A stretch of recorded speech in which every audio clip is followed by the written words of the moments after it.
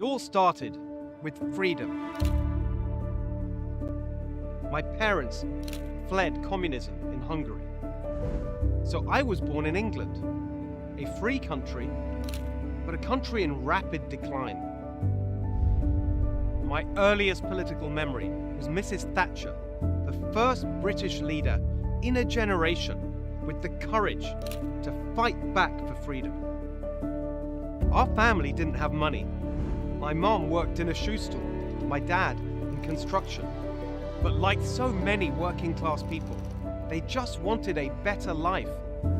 My parents were so proud when I made it to Oxford University, and then when I got a job with the Conservative Party, working for Margaret Thatcher. She unleashed the spirit of enterprise in England. She inspired me. I started a business, even a couple of restaurants. That is a tough business. Later, I helped elect a Prime Minister, worked in 10 Downing Street. In 2012, we moved to America, to California, the ultimate expression of America, the home of freedom. Or it should be. I taught at Stanford University, started a company, wrote books, hosted a TV show. I lived the California dream. I raised my family here, made my life here, became an American. It was one of the proudest days of my life, but also a reminder of the madness, the masks, the lockdowns, the school closures. Look at these pictures, the chaos, the crime, the collapse of the California dream. This is not just any other state. California means to America what America means to the world. Let's make California the land of opportunity again. Great jobs, great homes, great kids. Let's make California an inspiration again. The very best of America. There's only one way to do that. We've got to end the one-party rule that got us into this mess. It's time to end the years of Democrat failure. It's time for a new future. That's why I'm running for governor. To make this beautiful state that we love so much truly golden again.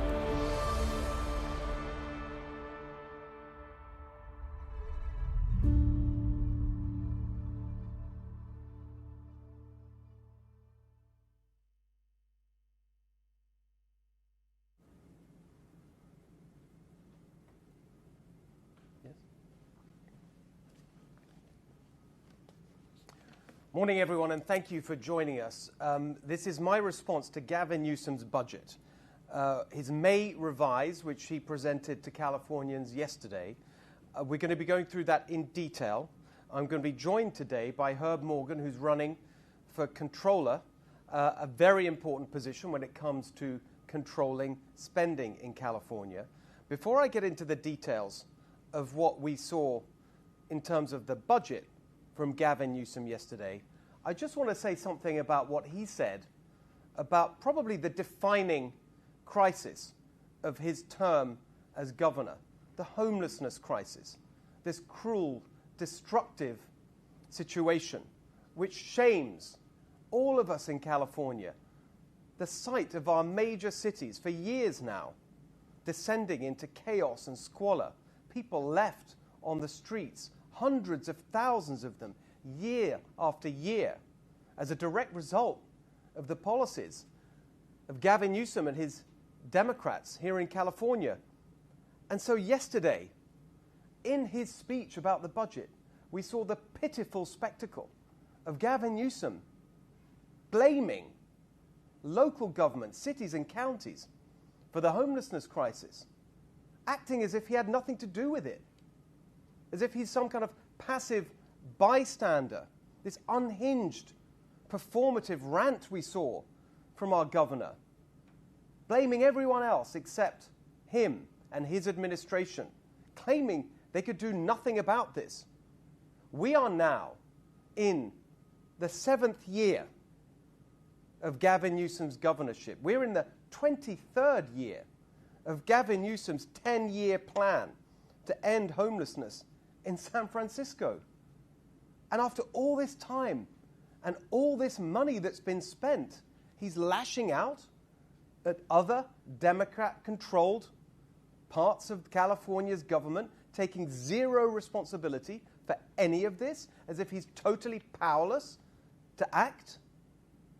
What is the point of being governor of the great state of California if you're not going to actually do anything to solve the problems that people are crying out to be solved? What is the point of running for office if you're just going to get there and say, well, sorry, nothing I can do, it's somebody else's fault? Blame shifting instead of leading and taking responsibility. He says there's nothing he can do. That is completely ridiculous. Look at what he did during the pandemic, the powers that he wielded to micromanage every aspect of life in our state. We highlighted it yesterday in our event from the French Laundry, the symbolic heart of his failure, the arrogance and the elitism that that revealed in the middle of the lockdowns, dining at one of the world's most expensive restaurants. But the lockdowns showed exactly the extent of his power when he wants to use it. But he's not doing anything constructive. Even on Monday this week, he issued a list of suggestions for local governments. It was written up as action. It's not action at all. It is totally pathetic. We have a governor in name only when it comes to so many of these problems. We need a governor who understands how to fix these problems, how to take the action that is necessary, and who will get it done one way or other. Just on this issue of homelessness, here's what Gavin Newsom could do if he wanted to. Number one, enforce the law. Make sure that the law is enforced. These anti-camping ordinances, we didn't need a memo from him on Monday to make that the law. It is the law in many parts of our state, in most parts of our state, and it needs to be enforced. Number two, reverse the totally destructive housing first policy that was introduced here in California in 2016 that means that any state money that goes to organizations dealing with homelessness cannot have any requirements for behavior change from the people who are on the receiving end. So when we know that 80% or more of the people experiencing homelessness, living on the streets, have some combination of mental health problems or addiction problems, and yet the state's policy is that you cannot require people to go into treatment for those problems or to get the mental health care they need, it is completely ridiculous. His actual Proposition 1 last year, Gavin Newsom's flagship measure that he said would end this problem once and for all, actually cut the budgets of counties for mental health services. All of that could be changed if we had a governor with the clarity and the determination to get things done. And then finally, on mental health, we are still in this ridiculous situation where the Medicaid reimbursement for mental health treatment in California is still governed by what's called the Institutions of Mental Disease rule from Medicaid since its inception. That means that only treatment facilities with 16 beds can get reimbursed from Medicaid. That needs to change. The first Trump administration set up a waiver program so that states could exempt themselves from that limit and have modern, efficient facilities for treating people with mental health, instead of what we have now, which is people with mental health conditions being treated not at all, living on the streets or in our county jails. It is totally unacceptable. And for Gavin Newsom to say that there's nothing he can do is unbelievable. That needs to change, and it will when I'm the governor. Now let's talk about the budget. I've been through the numbers.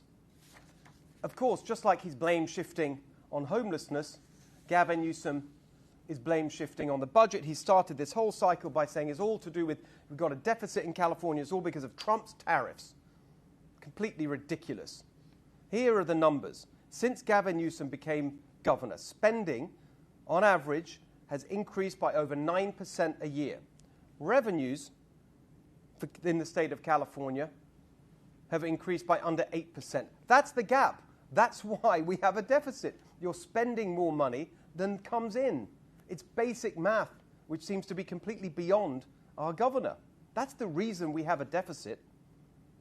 And so to cover that deficit, he's been using accounting tricks, borrowing from special funds, and most shamefully of all, taking money from our reserves, the rainy day fund.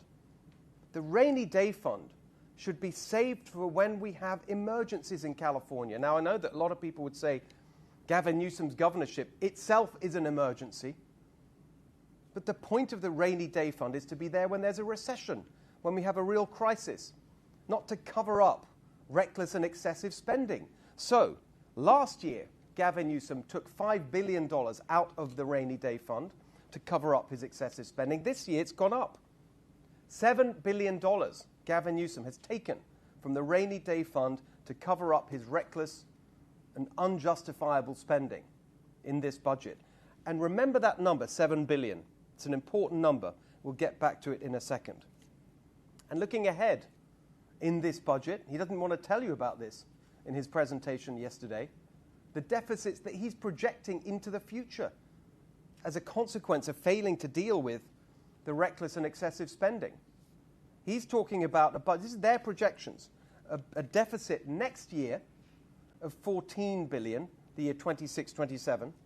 The year after that, 27-28, $19 billion deficit. That's what he's projecting. By the way, that'll be my first year as governor. $19 billion deficit handed off from Gavin. Thanks a lot, Gavin. And then the year after that, they're projecting for 28, 29, $13 billion in deficit. That's their plan. That's what they're expecting. Just look at the components of this, the totally unjustifiable spending that is in this budget that Gavin Newsom talked about yesterday. High-speed rail. Everyone can see that that is a total failure, complete joke. They told us it would be open by now, connecting San Francisco and Los Angeles. Now they're telling us that instead of the $30 billion it was going to cost, it's going to be $130 billion, and if we're lucky, in 2033 it may connect Merced and Bakersfield. It is completely preposterous to throw good money after bad, but that is exactly what they're planning to do. How is that going to help hard-pressed Californians who can barely make ends meet? High-speed rail. What's the point of that on their current plan? He talked about, yesterday in his budget presentation, Gavin Newsom talked about this totally reckless and unfair expansion of Medicaid for illegal immigrants that they projected would be a few billion, came in at nearly $10 billion. How is any of that fair? You don't get this in other states.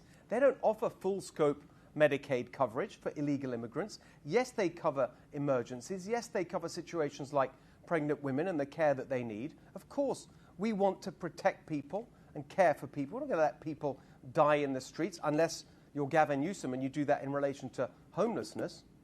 But we don't need to offer full-scope Medicaid. Other states don't do it. California shouldn't do it either, but that is still the plan. That is still his plan. He's made a great show of cutting it back, but they're still planning to offer full-scope Medicaid for illegal immigrants. How is any of that fair? They're still going ahead with these climate subsidies for the rich, subsidizing electric vehicles, which are now still only 4% of all the vehicles on the roads in California. But they're shoveling more taxpayer money, taking money from hard-working people. Working-class Californians can barely make ends meet. They're taking money from them and handing it over to the rich so that they can virtue signal about how green they are with their electric vehicles. How is any of that fair? And then you get into the details. Again, not covered enough. He's still planning, Gavin Newsom is still planning to spend millions of dollars on what he calls a news transformation fund. What is that? A news transformation fund. The news transformation we need is the news that this totally useless one-party rule from the Democrats for 15 years that's done so much damage to working families and to small businesses, the news transformation we need is that this 15 years of one-party rule is over. But I don't think that's what he's talking about with his news transformation fund. And this thing he did talk about yesterday, Engaged California. Here it is, an online platform to make your voice heard. What is this about? An online platform? I signed up for it a few weeks ago. It's been imported from Taiwan. An idea for a website to make your voice heard. Californians are making their voices heard. They're sick and tired of the failure, the fact that we have the highest cost for everything in this state. Housing, rent, gas, utilities, everything, the most expensive, the highest taxes in the country. People are crying out for change. And what's he giving us with that money, with those taxes that we pay? An online platform to make your voice heard. The first thing that they talk to, he says, tell us how you feel about pressing issues. There's a lot of pressing issues thanks to 15 years of Democrat one-party rule where everything's going in the wrong direction. The first project that this new website that he's spending our money on is supposed to deal with is the Los Angeles recovery after the wildfires. This is a quote. Tell us, this is how you will tell us about recovery priorities that are most important to you. Do you know what is most important to people affected by the wildfires who've lost their homes and lost everything? I've been there. I've spoken to them. They know their priorities. They don't need a website from Gavin Newsom. They want their homes rebuilt. They want permits to get it done. And it's not getting done because instead of focusing on the basics of good governance and making progress on recovery in Los Angeles, he's setting up websites. It's so ridiculous, wasting money on that. But here's the big one. This is the real scandal that was revealed in yesterday's budget. And I want to bring back that number that we talked about earlier, $7 billion that Gavin Newsom took from the reserves, from the rainy day fund, to cover up his spending. The most scandalous part of yesterday's budget, which has not gotten any attention, and I'm going to go through the numbers today so every Californian can see what's really going on here, is the massive expansion, even at a time of deficit, where he's dipping into the reserves, of the state bureaucracy.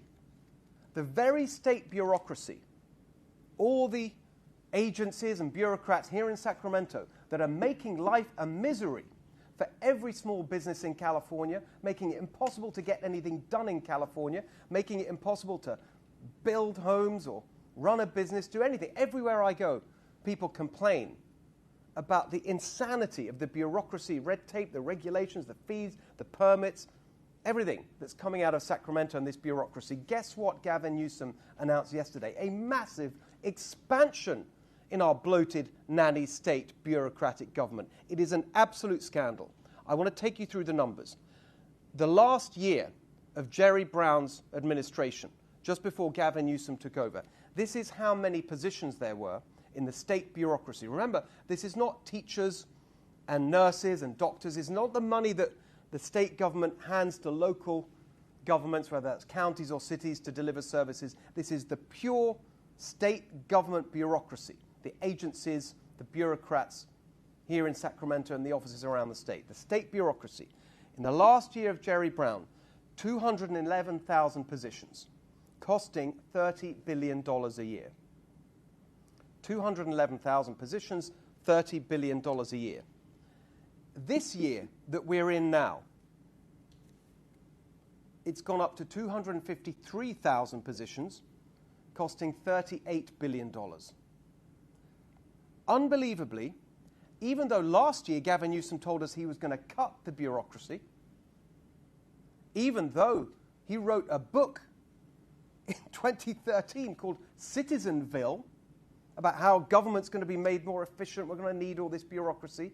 Despite all of that, next year, the number of bureaucrats is going up to 255,000, and the cost of the state bureaucracy in the budget that he put out yesterday is going up to an astonishing, shameful, staggering $45 billion. He's increasing spending on the bureaucracy at a time of deficit, at a time when people can barely make ends meet, when he's dipping into the reserves. He is spending an extra 18%. It's an 18% increase in spending on the state bureaucracy. Nobody's reported that number. 18% increase from this year to next. That is an increase. Remember that number, $7 billion? That's the amount of money he is increasing spending on bureaucracy by. $7 billion, the same amount of money that he's taking out of reserves. So he's taking $7 billion out of the rainy day fund and handing it over to the bureaucrats, to expand the bureaucracy and to increase the cost. It is absolutely astonishing.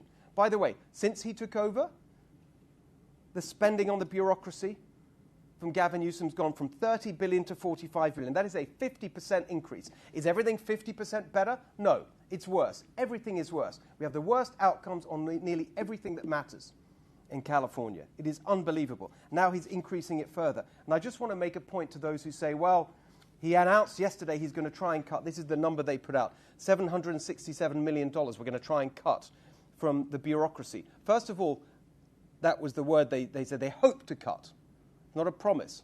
The actual number says an increase of 18%. If they meet their stated goal of saving $767 million, then the increase will not be 18%, it'll just be 16%. So even on their own terms, it is a totally unjustifiable, massive, sprawling increase in the cost of the state bureaucracy. How is any of that justified? He wrote this book, Citizenville, where we've ended up after 7 years of Gavin Newsom. Bureaucratville. That's what he's turned this state into, and everyone is suffering as a result. And by the way, why is he doing this? Why is he handing over an extra $7 billion to the state bureaucracy? You just need to look at the numbers for where he, Gavin Newsom, gets his money from, his donations. I looked it up. In reverse order, these are the top 5 sources of money for Gavin Newsom since he started running for statewide office. Healthcare providers, $6.8 million. Tribal governments, $6.8 million. Private sector unions, $7.1 million. Democratic Party organizations, $9.4 million. The top of the list, with $21.5 million handed over in cash to Gavin Newsom for his campaigns. His biggest donors by far, dwarfing everything else, the government unions, $21.5 million. You add it up to the private sector unions, that's nearly $30 million.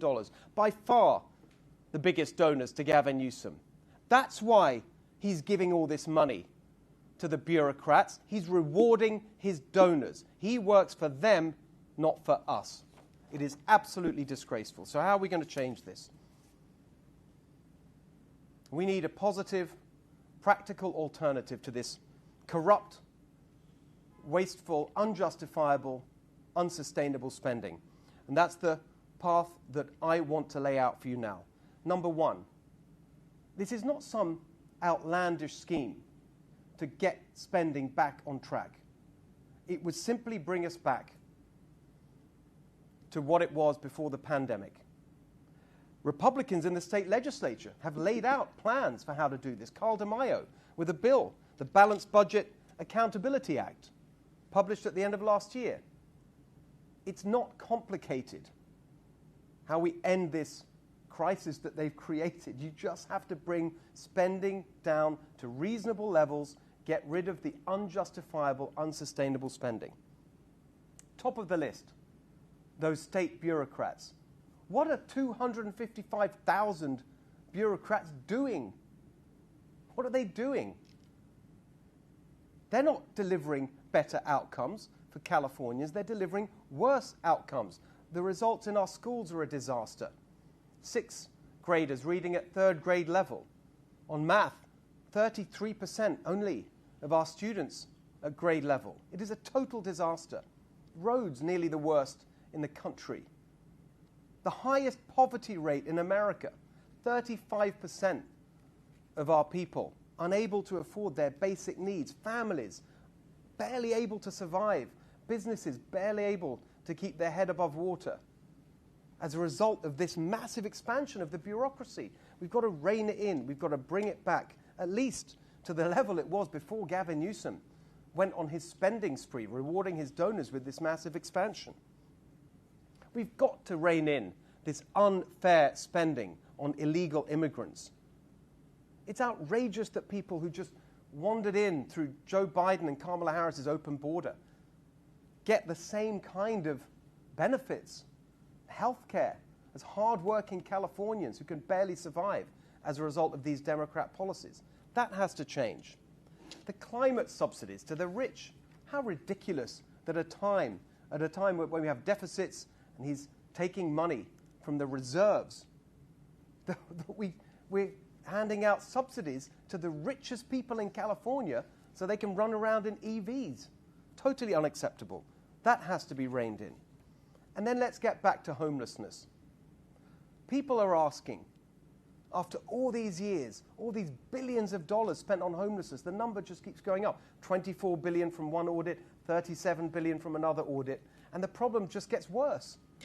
How is that possible? Where is all our money going? I tell you where it's going. These failed policies on homelessness.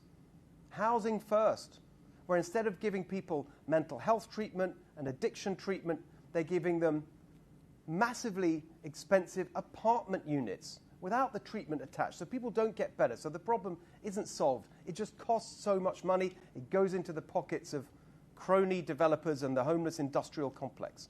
$700,000, $800,000, $1 million a unit, sometimes we've heard.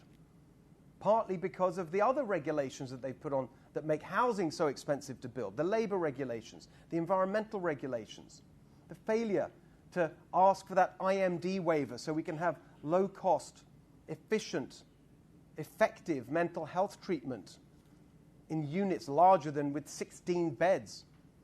Those policy changes would massively reduce the cost of dealing with homelessness and make the policies more effective. And that is the story of this whole budget. Right now in California, we're spending more and getting less. That needs to be turned around. We need to spend less and demand better results. That is the direction that we need to travel. That is the change that we need to make. That is the positive, practical alternative that I'm talking about here today, and I'll be talking about on the road across California, and I hope you'll join me there. We can do so much better than this. It doesn't have to be like this. We don't have to be the state with the highest taxes and the worst outcomes. We're the greatest state in America. It's time we had a governor that started acting like it, and that's what I will do. And now I want to introduce Herb Morgan, who's recently announced that he's running for state controller.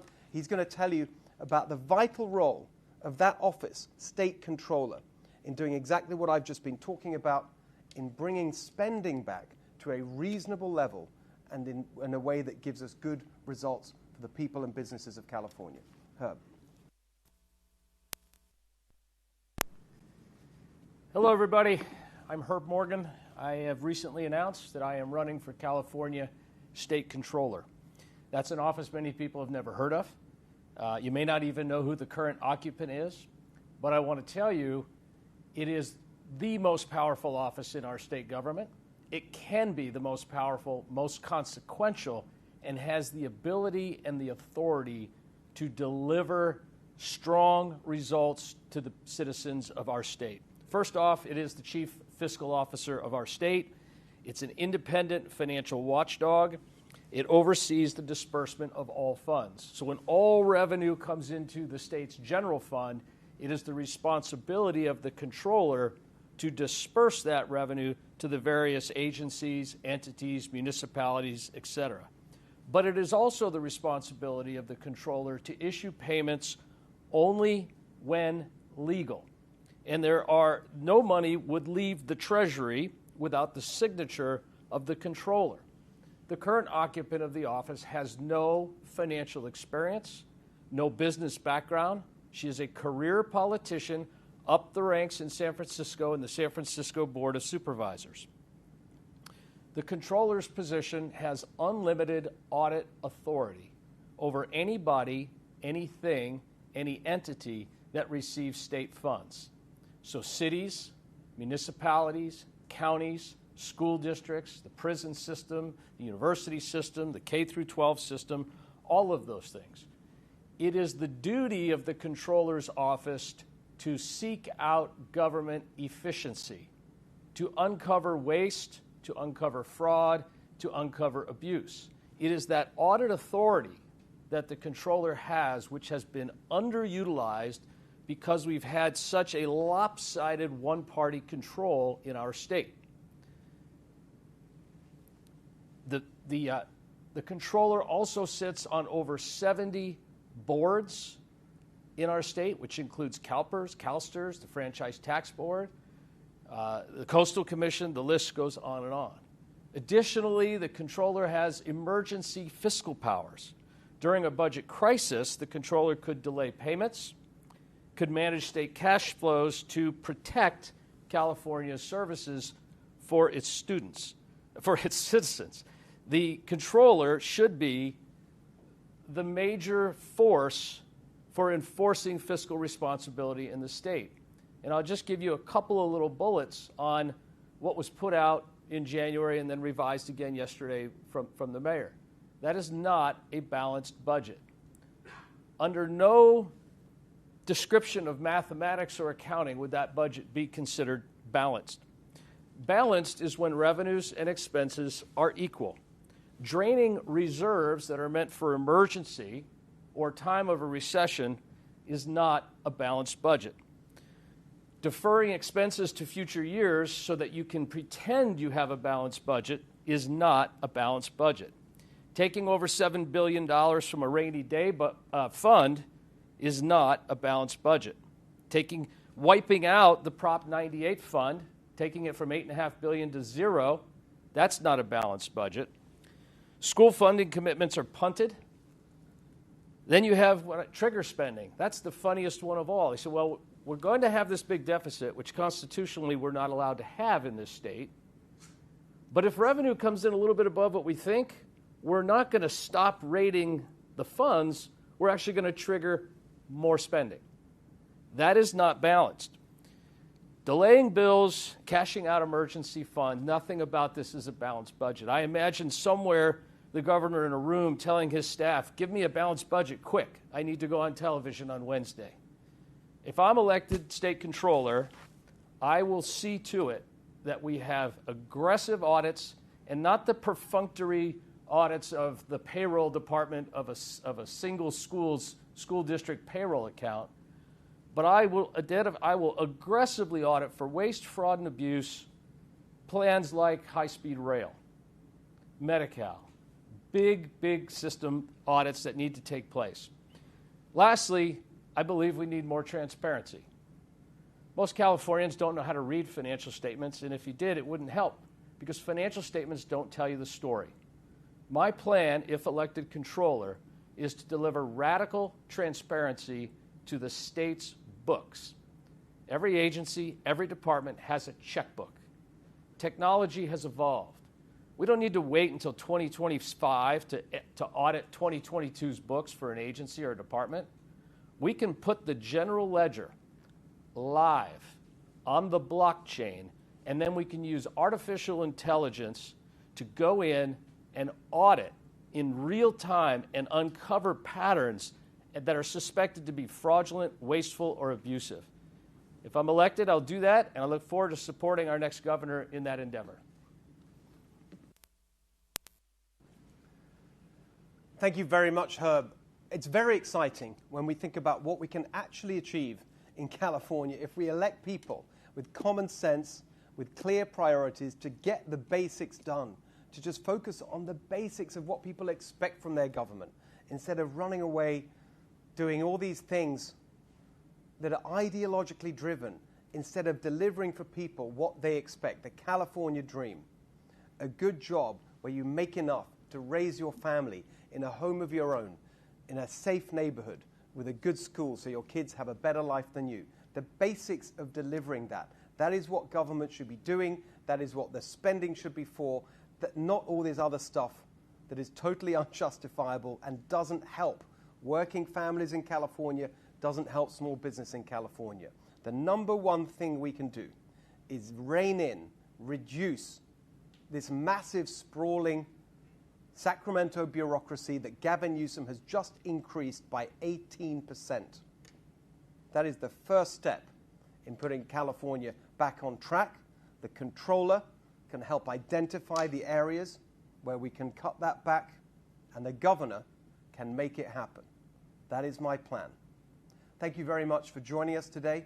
Please join my campaign, stevehiltonforgovernor.com. We're trying to build an army to make this change happen in California. I'd love you to be involved, and we'll see you soon. Thank you.